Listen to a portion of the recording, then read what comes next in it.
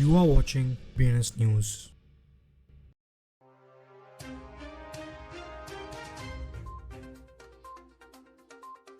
आज की headlines. Polygon एक लेयर से मल्टीपल ब्लॉकचेन्स को एक सिंगल चेन की तरह महसूस कराएगा। नॉर्थ कोरिया क्रिप्टो अटैक्स में surge record number of hacks, लेकिन 2023 में काम टोटल लूट। मेजर यूके वाटर प्रोवाइडर को बिटकॉइन रैंसमवेयर गैंग ने साइबर अटैक में टारगेट किया। GMOZ.com ट्रस्ट कंपनी ने सोलाना नेटवर्क पर GYEN और पॉलीगन लैब्स ने इथेरियम के इंटरऑपरेबिलिटी हब बनाने के लिए $23 मिलियन सिक्योर किया। स्टेटस और स्टेलर्स ने URS स्टेबलकॉइंस को मासेस तक पहुंचाने के लिए फोर्सेस। ब्लैकबेरी ने मैक्सिकन क्रिप्टो एक्सचेंजेस को ल्यूकिंग साइबर थ्रेट के बारे में वार्न किया। Worldcoin new friendly ORB design के साथ ग्लोबल सिक्योरिटी के बीच आगे बढ़ रहा है। एग्लोटेक ब्राजील ने 2 दिन में $1.1 मिलियन रेस की और डिफाई लैंडस्केप को ट्रांसफॉर्म कर रहा है। लीडरडाउ ने लेयर 0 को रिबूक किया। राइवल्स वर्महोल्स एलेक्जेंडर को क्रिप्टो ब्रिज के लिए एंडोर्स किया। OKX एक्सचेंज ने OKB टोकन्स फ्लैश क्रैश के बाद यूजर्स को कंपनसेट करने के प्लान्स अनाउंस किए। लीडरडाउ ने लेयर 0 को रिव्यू किया। राइवल्स वर्महोल एलेक्जेंडर को क्रिप्टो ब्रिज के लिए एंडोर्स किया। 24 जैन को एक ब्लॉग पोस्ट में पॉलीगन ने कहा उनका एक लेयर सोल्यूशन जो फरवरी में लॉन्च होने वाला है, मल्टीपल ब्लॉकचेन से जीरो नॉलेज प्रूफ्स को एग्रीगेट करने के एम रखता है और डेवलपर्स को लेयर 1 और 2 ब्लॉकचेन्स को कनेक्ट करके उन्हें एक सिंगल नेटवर्क में मर्ज करने की अनुमति देगा।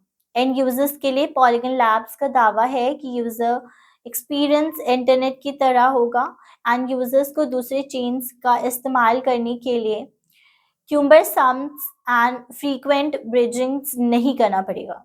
2023 में नॉर्थ कोरिया से जुड़े क्रिप्टो प्लेटफॉर्म्स हैक्स की संख्या रिकॉर्ड हाई पर पहुंच गई, लेकिन लूटेड फंड्स की टोटल वैल्यू सिग्निफिकेंटली कम हो गई। चेन एनालिसिस ब्लॉकचेन एनालिसिस में स्पेशलाइज्ड फर्म के मुताबिक पिछले साल साइबर अटैक्स में नोटेबल इंक्रीज हुआ है, टोटल 20 तक।